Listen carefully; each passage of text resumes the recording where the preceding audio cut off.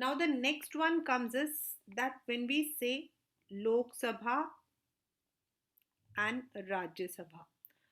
So in the last class I had told that how we elect the members of Lok Sabha and how the members of Rajya Sabha are elected. हम लोक सभा के members को elect करते हैं through the elections, and Rajya Sabha के जो elections होते हैं they are by common people Lok Sabha के, वेरस ये किए जाते हैं by MLAs and MPs of the country. मतलब वो अपने लेजिस्लेटिव असेंबली में करते हैं, राइट. तो this is how we have concluded. Now comes कि लोकसभा में कौन कौन मेंबर्स हैं. लोकसभा में we are right now having 543 constituencies.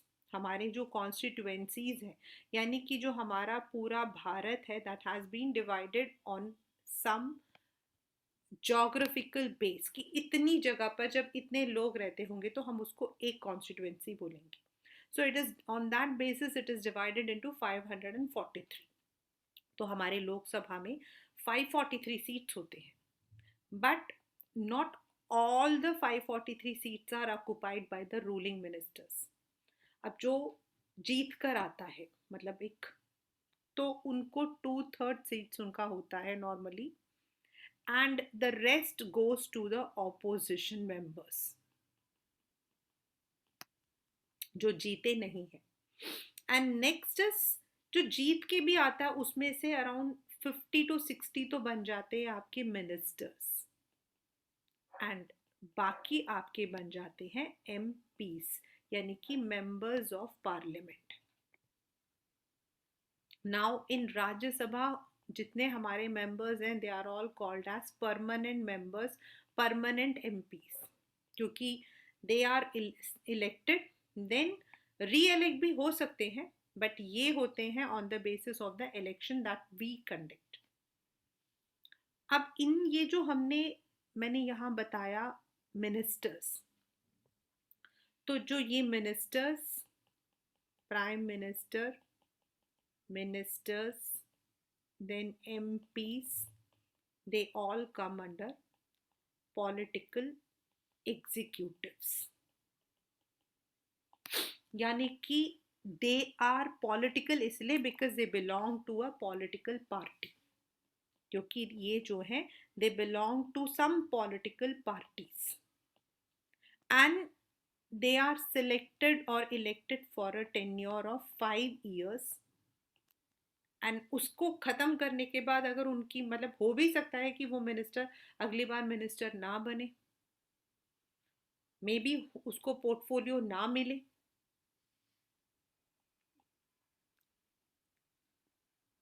Second हमारे होते हैं those who are permanent,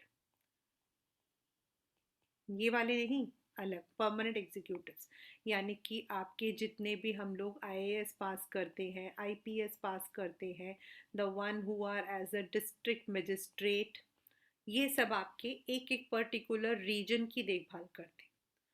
now when any law is passed, the law is first debated in Lok Sabha, and once जो लॉ है उसको मेजॉरिटी मिल जाती है, when it gets a majority, यानी कि at least 2/3 people have to say कि yes ये law ठीक है, तो that gets passed in Lok Sabha, then it goes to Rajya Sabha and then to president and it becomes, now वो लॉ तो बन गया लेकिन उसको इम्प्लीमेंट कौन करेगा, कौन देखेगा कि वो हमारा इम्प्लीमेंट हो गया है या नहीं. तो this is the work of these executives जो इस काम को देखते हैं. They look that the work, the act, the law has been passed to all the government offices. And ये जो परमानेंट एग्जीक्यूटिव्स होते हैं इनका काम होता है जब तक वो लॉ दोबारा चेंज ना हो, इट इज फॉलोड और नॉट, फॉलो हो रहा है या नहीं हो रहा, ये इनका काम होता है. तो नाउ सबसे पहले हमारे आते हैं prime minister and his council of ministers.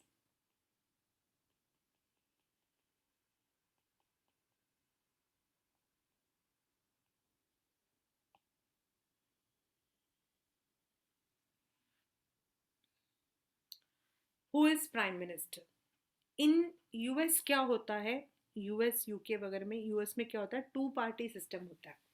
वहां पर क्या होता है, जो लड़ता है मतलब द वन हु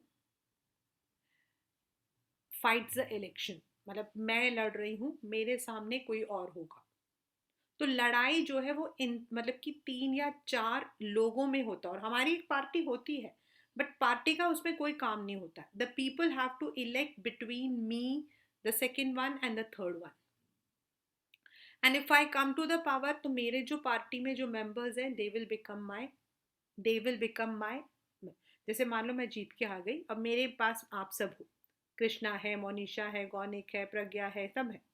तो now I will see that किसको मैं कौन सा मिनिस्टर बनाऊं. ठीक है. अब कृष्णा को थोड़े टाइम बाद लगा कि नहीं मैम, मुझे आप जो काम कर रहे हो मुझे ठीक नहीं लग रहा है, मैं तो जा रहा हूँ. तो मैं कहूँगी ठीक है, चले जाओ, bye, it's okay, see you.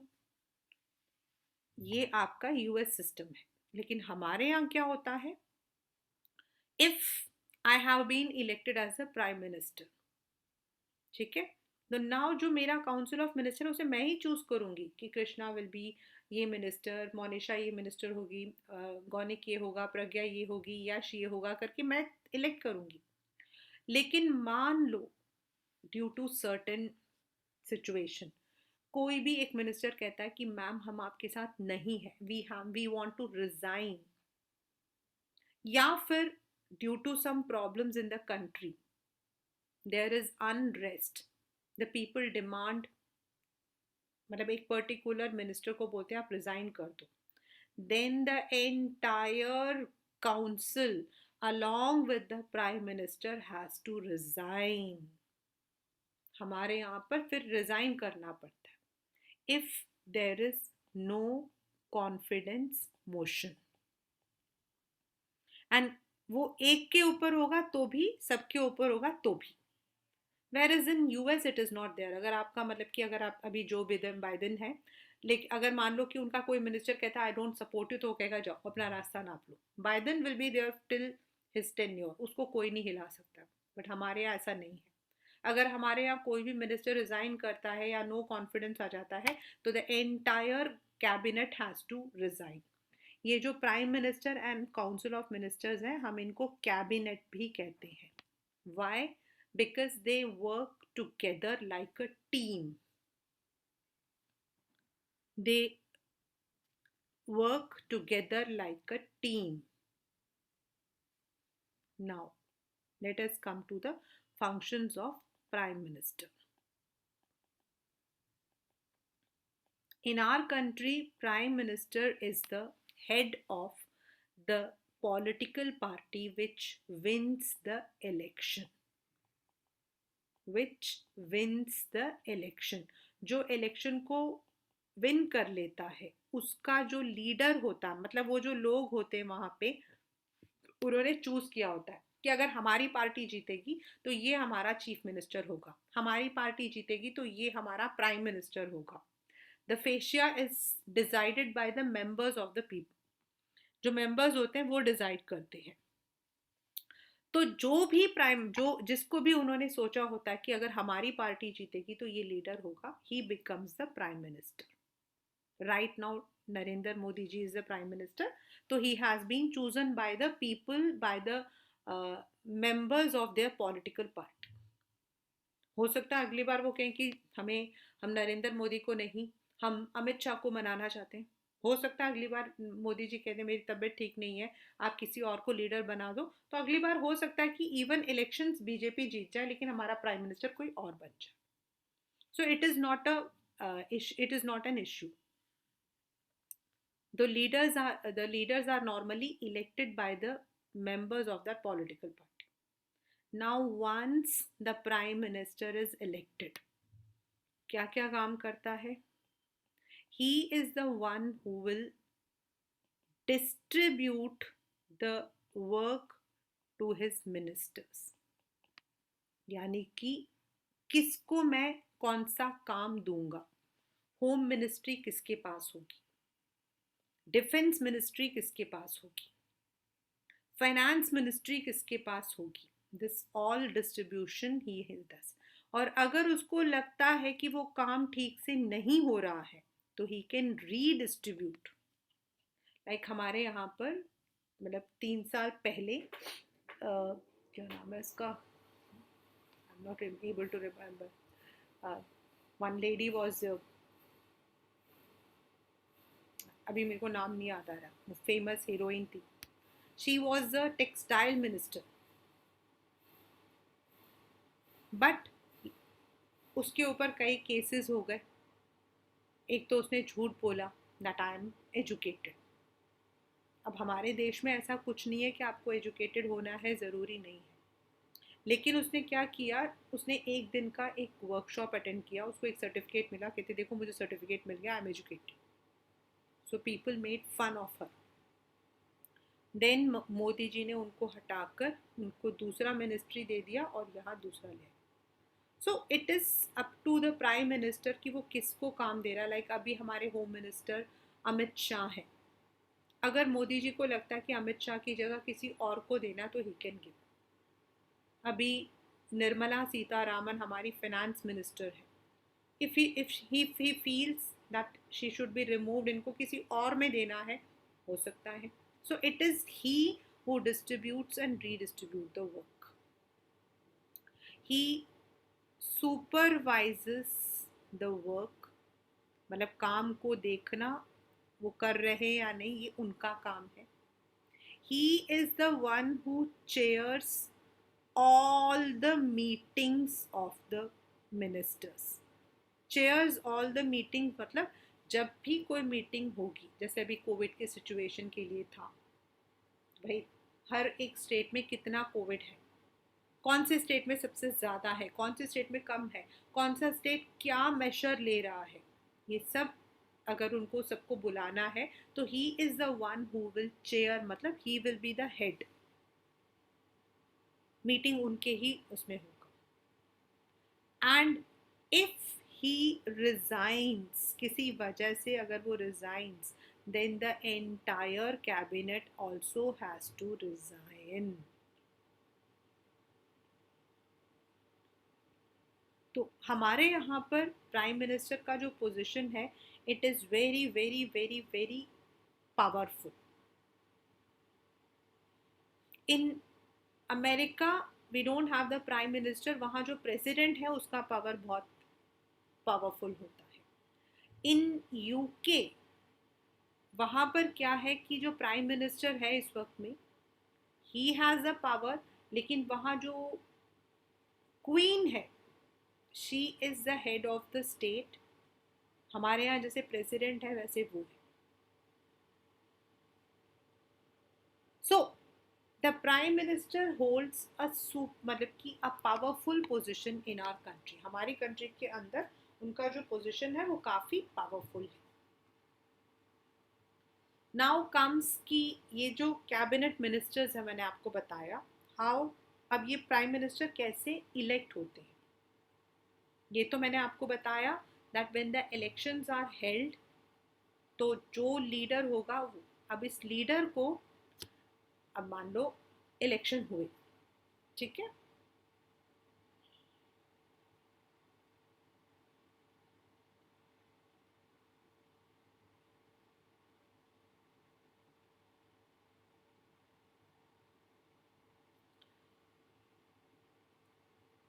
Narendra Modi ji again he has won, let us take. तो अब ऐसा नहीं है कि नरेंद्र मोदी जी आ गए तो बन के आ गए कि हाँ मैं तो prime minister, no, the president will call him for forming the oath. President उन्हें कहेंगे कि भाई elections are over and according to the result your political party has got the highest votes, आपकी political party को सबसे ज़्यादा vote मिले हैं, तो I invite you to form the government. Now the prime minister will take the oath, आपके book में photo बनी हुई है, The Prime Minister will take the oath along with his cabinet minister. अब हो सकता है कि शुरू में उन्होंने सबको काम ना दिया हो, तो शुरू के 10-12 लोगों को पहले ओथ दिलवा देते हैं, फिर वो अपने कैबिनेट को एक्सपैंड करते हैं, मतलब जैसे जैसे उनको समझ आता और लोगों को ऐड करना वो एक्सपैंड करते हैं. So he takes the oath which is given by the President of India, and then he forms the government. So he is the head of the government. याद रखना, this is one of the important point that comes, that Prime Minister is the head of government. हमारे यहाँ पर Prime Minister is the head of government. And उनके जो ministers होते हैं उनको हम कैबिनेट मिनिस्टर्स या काउंसिल ऑफ मिनिस्टर्स भी कहते हैं.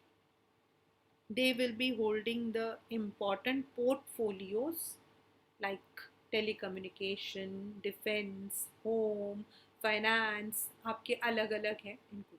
तो now what are those?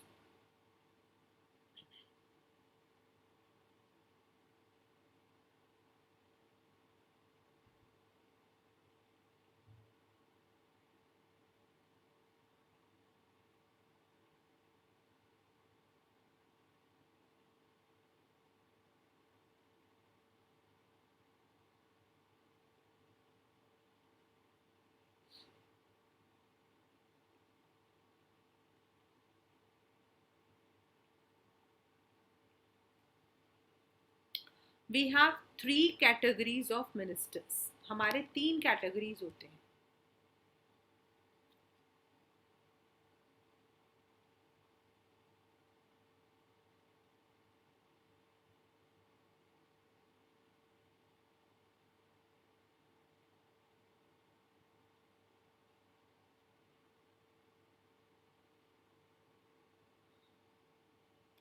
First is cabinet ministers. Now, what is the difference between cabinet, minister of state and independent?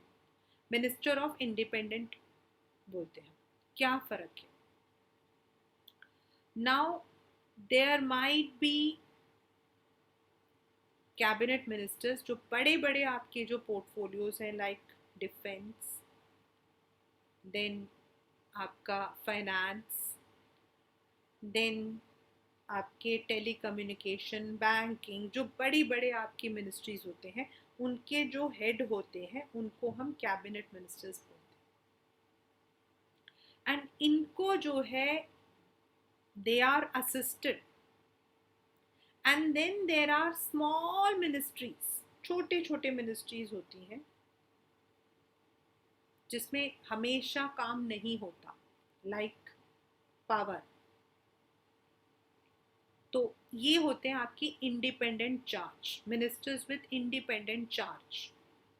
Ministers with independent charge, एक होते हैं कैबिनेट मिनिस्टर, दूसरे होते हैं मिनिस्टर्स विद इंडिपेंडेंट चार्ज. तो ये वो छोटे छोटे मिनिस्टर्स होते हैं, those who are given independent charge. And ये जो मिनिस्टर्स ऑफ स्टेट होते हैं they assist the cabinet ministers, ये कैबिनेट मिनिस्टर्स को हेल्प करते हैं. So now what is the difference between a cabinet minister and minister with independent charge? Whenever there is a meeting chaired by the prime minister जब भी कोई meeting बुलाएंगे, all the cabinet ministers have to be present there. मतलब सारे cabinet ministers को आना होगा. But ये जो इंडिपेंडेंट मिनिस्टर्स हैं इनका आना जरूरी नहीं है. हाँ, अगर इनका कोई रिलेटेड मैटर चल रहा है, मतलब उनके जो मिनिस्ट्री है उससे रिलेटेड कोई काम है, तो they have to come to that ministry. लेकिन cabinet ministers have to attend all the meetings that are chaired by the prime minister, क्योंकि उनका जो काम होता है, उनका जो पोर्टफोलियो होता है वो बड़ा होता है. ठीक है. So this is how prime minister and cabinet ministers work. The next हमारा आता है द प्रेसिडेंट ऑफ इंडिया. इसका जो क्वेश्चन आता है आपके पेपर में वो आता है, the president of India has a ceremonial presence just like the queen of England. हमारे यहाँ पे पेपर में, आपकी बुक में भी दिया हुआ है, the president of India has a ceremonial presence just like the queen of England. Ceremonial का मतलब क्या होता है? जब भी कोई फंक्शन होगा वो तभी दिखाई देंगे हमें। तो now what are the powers of president? Now हमारे जो प्रेसिडेंट है उनको हम बोलते हैं हेड ऑफ स्टेट। यहाँ पे स्टेट का मतलब है हमारी कंट्री। यहाँ पे स्टेट का मतलब आपका स्टेट गवर्नमेंट नहीं है, यहाँ स्टेट का मतलब है हमारी country. He is the head of the country, मतलब हमारे जो गवर्नमेंट होती है वो इलेक्ट होती है, री इलेक्ट होती है। मान लो हो भी सकता है कि बीच में उनको रिजाइन करना पड़ जाए, बट जो हमारा प्रेसिडेंट होता है ना वो एक बार इलेक्ट होता है, तो जब तक उसका टेन्योर पूरा नहीं हो जाता या अनफॉर्चुनेटली ही इज डेड, तो ही हम दूसरा प्रेसिडेंट लाते हैं, otherwise we don't change. That is why he is called as the head of state.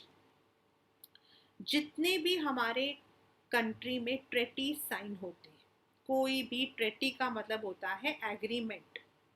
अगर हम दूसरे देशों के साथ एग्रीमेंट साइन करते हैं, चाहे वो बिजनेस का एग्रीमेंट हो, चाहे वो पीस एग्रीमेंट हो, हर एग्रीमेंट जो है it is signed in the name of president.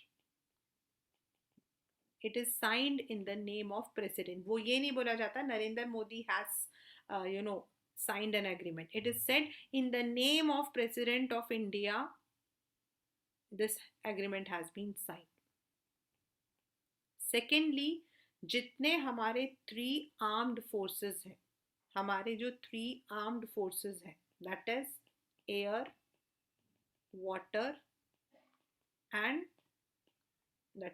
Water and land, यानी कि एयरफोर्स, नेवी एंड आपके जो मिलिट्री, तीनों के जो हेड होते हैं they are elected by president. But he along, वो अकेले नहीं करते, he takes the help of the cabinet of ministers. Ministers के साथ सलाह लेकर he elects the head of all the three, head of the, हमारे जो तीन आर्म फोर्सेस हैं तीनों के हेड को वही सेलेक्ट करते। He is the one who elects the,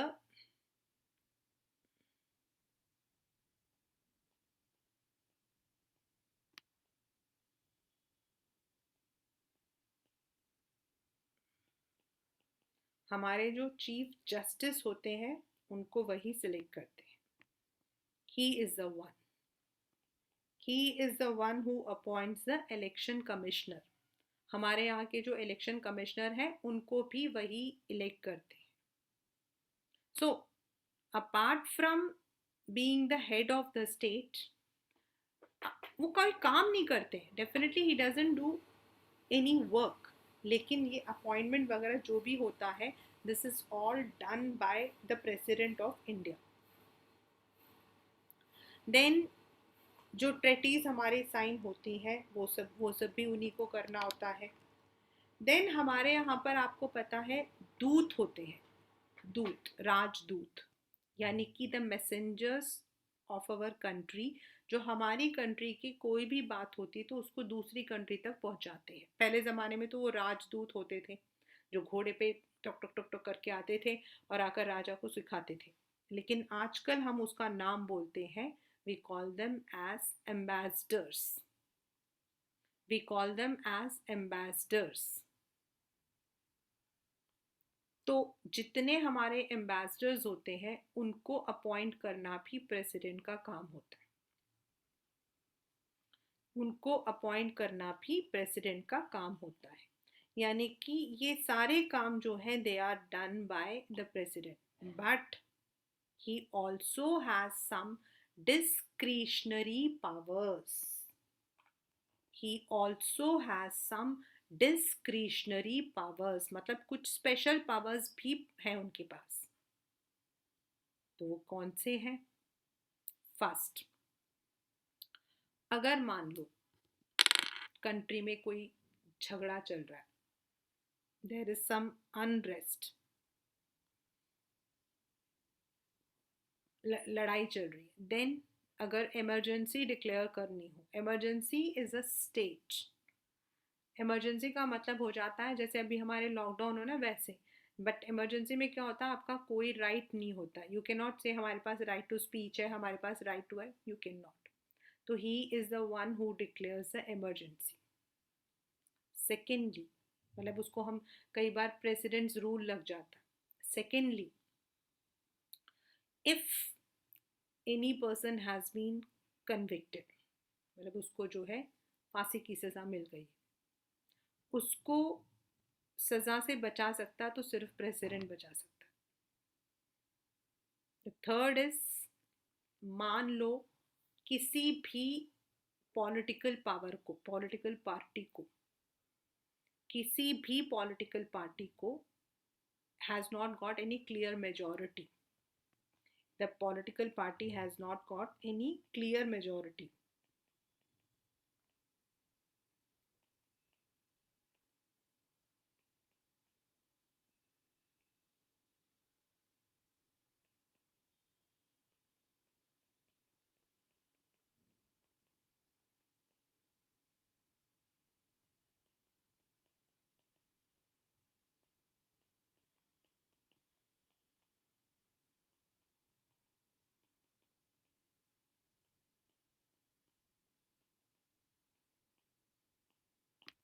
मान लो किसी भी पॉलिटिकल पार्टी को जो है क्लियर मेजोरिटी नहीं मिली, and we don't want a second election, किसी को भी टू थर्ड इलेक्शंस नहीं मिले, ठीक है, and nobody wants to do the alliance also, दोनों मिलकर गवर्नमेंट नहीं चलाना चाहता, तो president can ask any of the political party, चाहे वो जीते हो या ना जीते हो, उनके उनको उनको वोट मिले और ना मिले हो, अगर प्रेसिडेंट को लगता है कि ये पार्टी जो है इट कैन रूल, तो it can ask the leader of that party to form the government and prove the majority within 10 days,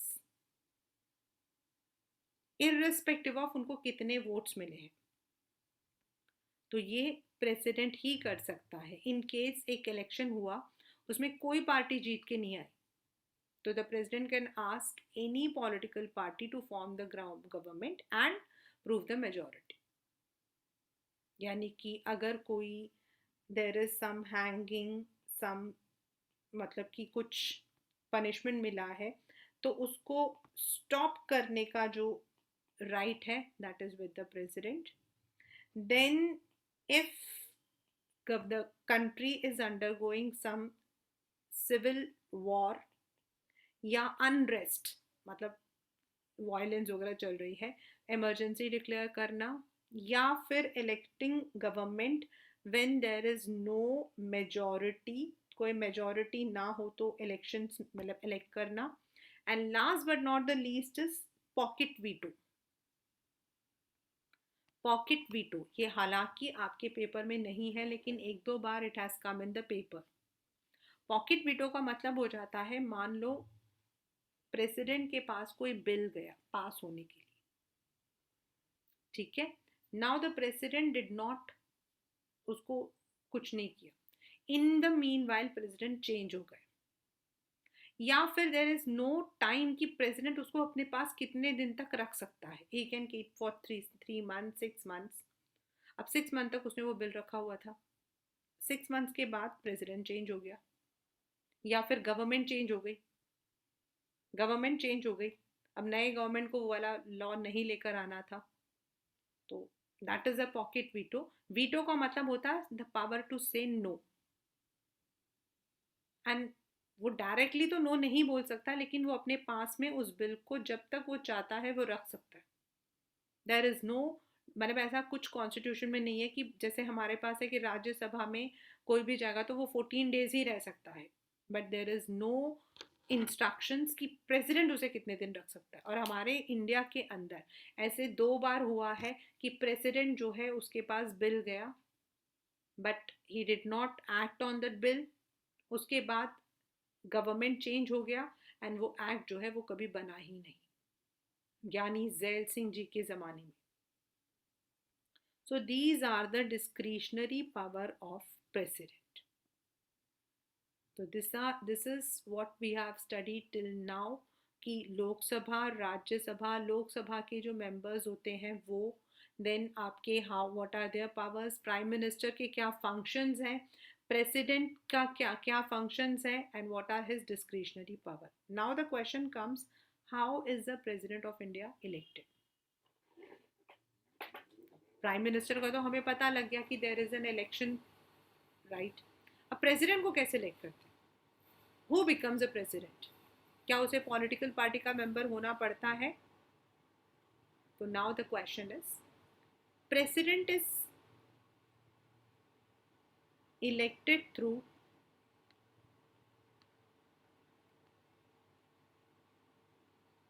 electoral college आपके पेपर का ही क्वेश्चन है he is elected through electoral college answer आपका है electoral college now what is electoral college is it some college no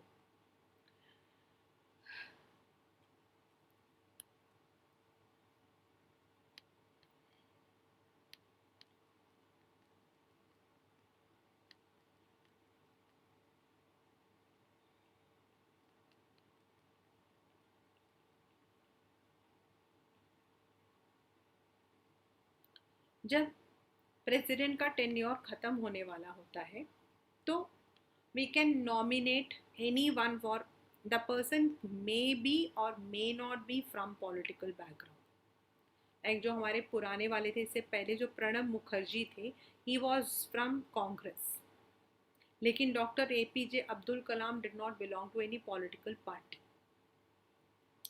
अभी जो हमारे president हैं Kovind he was the governor of Bihar और समथिंग लाइक दैट तो he may or may not be the member of any political party तो उनको nominate किया जाता है नाउ से कांग्रेस ने ए को कर दिया बीजेपी ने बी को कर दिया राष्ट्रीय जनता दल ने सी को कर दिया ठीक है अब इनके जो है इन तीनों के बीच में जो है कंपटीशन है तो कौन इनके लिए वोट डालेगा all the members of Lok Sabha Rajya Sabha and हर एक स्टेट के जो MLAs होते हैं हर स्टेट में जो MLAs होते हैं वो सब जो है इनके लिए वोट डालते हैं और जिसको सबसे ज़्यादा वोट मिलता है that person becomes the president तो all these people are members of electoral college यानी कि सभी इलेक्शंस के लिए दे आर ऑल एलिजिबल तो they all together elect the president of India हम इलेक्ट नहीं करते हैं the members of Lok Sabha Rajya Sabha and all the MLAs of all the states they are the one जो इनके लिए वोट करेंगे जिसको सबसे ज़्यादा वोटिंग मिलती है ही बिकम्स अ प्रेसिडेंट अगर the president is a minister the president is an MP तो फिर उनको अपने पोजीशन से रिजाइन करना पड़ता लाइक प्रणब मुखर्जी जो थे नाउ ही इज डेड लेकिन प्रणब मुखर्जी जो थे ही was the minister in Congress but जब उनको प्रेसिडेंट के लिए उनको नॉमिनेट किया गया तो ही रिजाइन फ्रॉम हिज सीट क्योंकि आप दो पोजीशंस एक साथ नहीं संभाल सकते हो तो दिस वे आपके जो प्रेसिडेंट हैं he is elected in our country ये पेपर में क्वेश्चन आता है the last but not the least is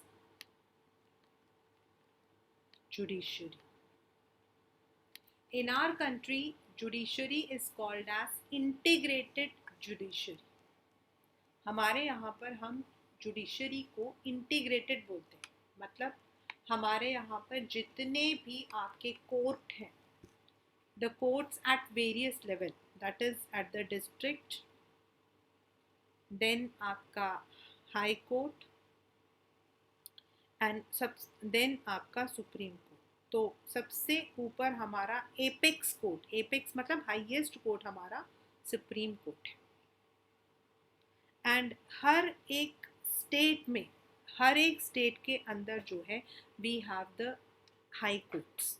Delhi का अपना हाई कोर्ट है, यूपी का अपना हाई कोर्ट है.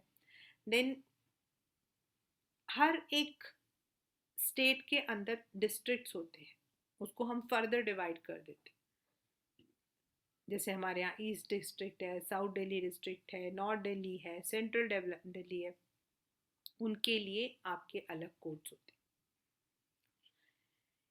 इन द डिस्ट्रिक्ट कोर्ट जो भी आपके लोकल लेवल पर जो प्रॉब्लम्स होती हैं, they all are taken. In the high court आप जो हो, you can take up all those cases जो आपका डिस्ट्रिक्ट कोर्ट में नहीं हुआ है, या any case against the state government. मतलब मुझे अभी अगर स्टेट गवर्नमेंट के ऊपर कोई केस डालना है तो I will go to the high court. And supreme court आपका होता है, देर आर सम, कुछ आपके एरियाज होते हैं जिसमें मैं डायरेक्टली सुप्रीम कोर्ट अप्रोच कर सकती हूँ. एंड देन अगर मेरे को हाई कोर्ट से I am not satisfied, then I can go to supreme court. And दो स्टेट्स के बीच में लड़ाई है, जैसे हमारे यहाँ पर कोयना डैम के ऊपर महाराष्ट्र एंड कर्नाटका में लड़ाई चल रही है. देन रिवर कावेरी के ऊपर हमारी जो लड़ाई जो है वो तमिलनाडु एंड कर्नाटका के बीच में चल रही है. So when there are disputes among states, then हम उसको हाई कोर्ट में नहीं ले जा सकते, we take it to the supreme court. तो दस हमारे जो ये कोर्ट्स हैं दे आर इंटर जॉइंट, यानी कि डिस्ट्रिक्ट में अगर आपको सेटिस्फैक्शन नहीं है, you can take to high court. High court में नहीं है तो आप सुप्रीम कोर्ट ले जा सकते हो. ओवर में सुप्रीम कोर्ट जो है इट ऑल्सो मॉनिटर्स कि हाई कोर्ट और डिस्ट्रिक्ट कोर्ट अपना काम पूरा कर रहे हैं. समटाइम्स उन्हें लगता है कि हाई कोर्ट का काम ठीक नहीं है तो they can ask that case to be transfer to supreme court. वैसे ही हाई कोर्ट जो है वो डिस्ट्रिक्ट कोर्ट को बोल सकता है, बट डिस्ट्रिक्ट कोर्ट और हाई कोर्ट सुप्रीम कोर्ट को नहीं बोल सकता है कि तुमसे काम नहीं हो रहा, हमें दे दो. तो सुप्रीम कोर्ट हमारे यहाँ इसीलिए एपेक्स यानी कि हाईएस्ट अथॉरिटी मानी जाती है. नाउ हु आर द जजेस ऑफ सुप्रीम कोर्ट. मतलब हमारे यहाँ सुप्रीम कोर्ट में we have the we have the chief justice and also we have number of जजेस. जो सुप्रीम कोर्ट का हाईएस्ट होता है वो chief justice of supreme court कहलाता है, जो हाई कोर्ट का होता है वो हाई कोर्ट का चीफ जस्टिस कहलाता है. So how they are appointed and can they be removed, हम उनको कैसे अपॉइंट करते हैं. ये तो हमें भी पता है कि to work in a court we need to be a lawyer. हमारा अलग अलग रोल होता है, we can be called as lawyer, advocate, magistrate. मतलब हम अलग अलग, अटॉर्नी जनरल, हमारे अलग अलग नाम होते हैं. लेकिन कौन बनता है जज. तो टू बिकम अ जज there are some exams which you have to pass. उसके बाद मे बी आप हाई कोर्ट के जज हो या फिर आप सुप्रीम कोर्ट में भी जज हो.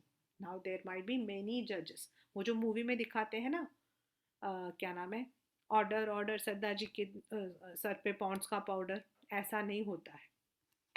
इन द रियलिटी सेंस ऐसा कुछ नहीं होता है. There is a proper seating arrangement made.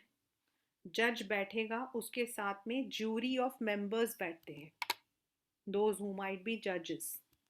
Then the case is presented. जो आपका प्रेजेंट कर रहा है वो एक एडवोकेट होगा, जो गवर्नमेंट की तरफ से होता है अटॉर्नी जनरल, जो गवर्नमेंट की तरफ से पहरे कर रहा है वो होगा.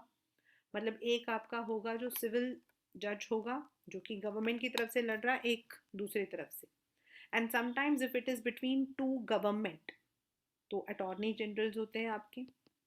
नाउ देयर माइट बी जजेस. फिर ये सारे के सारे इन केस को पढ़ते हैं and they tell about their verdicts and ultimately it is decided and given. ये इसका जजमेंट होगा. ऐसा नहीं होता जैसे मूवीज में दिखाते रहते हैं, ऐसा नहीं होता. तो जो सुप्रीम कोर्ट में क्या होता है, देयर आर जो जजेस होते हैं वो अपॉइंट होते हैं। तो जो सब, मान लो एक सुप्रीम कोर्ट का जज जो है वो रिटायर हो रहे हैं, चीफ जस्टिस, चीफ जस्टिस, ना उनकी जगह किसको आना चाहिए? तो नॉर्मली हमारे यहाँ पर जो जजेस होते हैं उनमें जो सबसे सीनियर जज होगा ज्वाइनिंग के अकॉर्डिंग, मतलब मान लो एक जज ने 1960 में ज्वाइन किया था, दूसरे ने 63 में ज्वाइन किया था।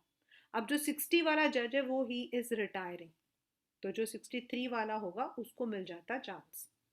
बट ही और she is appointed with the by the president of India along with the discussion with the cabinet of ministers। President जो है वो प्राइम मिनिस्टर और कैबिनेट के साथ पहले मीटिंग करते हैं, फिर देखते हैं कि किसको, मतलब कि शुड ही बी अपॉइंटेड और not, and then he is given the appointment. But his removal is next to impossible. मतलब अपॉइंट तो प्रेसिडेंट ऑफ इंडिया कर देते हैं, लेकिन उनको रिमूव करना मुश्किल होता है। How? The judge of the Supreme Court and High Court can be removed only with the impeachment motion। उनको हम जो है सिर्फ एक ही तरीके से रिमूव कर सकते हैं और उसको हम बोलते हैं impeachment।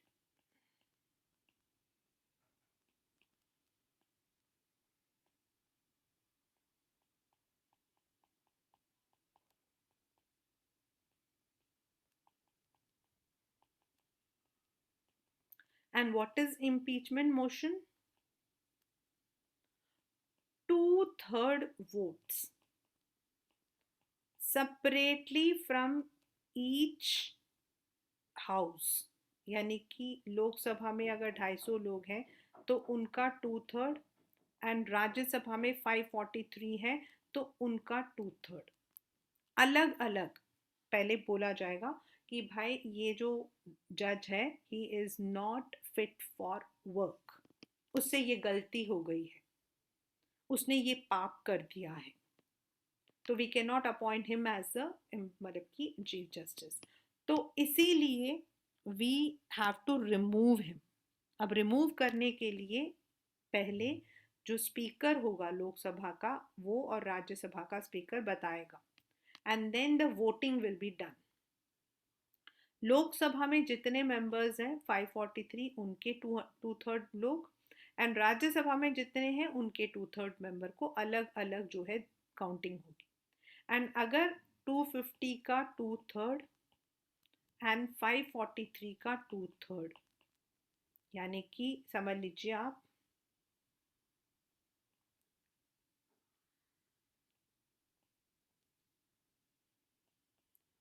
166 members from Rajya Sabha and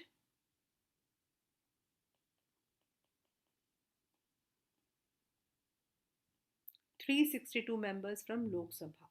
ये अलग अलग से when they vote, then only the chief justice of the court can be removed। और अभी तक हमारे इंडिया में ऐसा नहीं हुआ है। इम्पीचमेंट मोशन तो कई बार हुआ है, but the removal has not been possible, क्योंकि कभी भी 2/3 दोनों जगह से नहीं मिला है। So each house has to give 2/3 votes, and अगर वो 2/3 वोट होते हैं तभी उनको हम रिमूव कर सकते हैं। अगर एक भी वोट कम हो जाएगा तो the chief justice can not be remove. अभी हुआ था 2 years पहले, बट एक वोट से वो बच गया था, सिर्फ एक वोट से। If the judge has spoken something against the constitution, he has passed some law against the constitution, then the judge may be removed, but that removal is called as impeachment।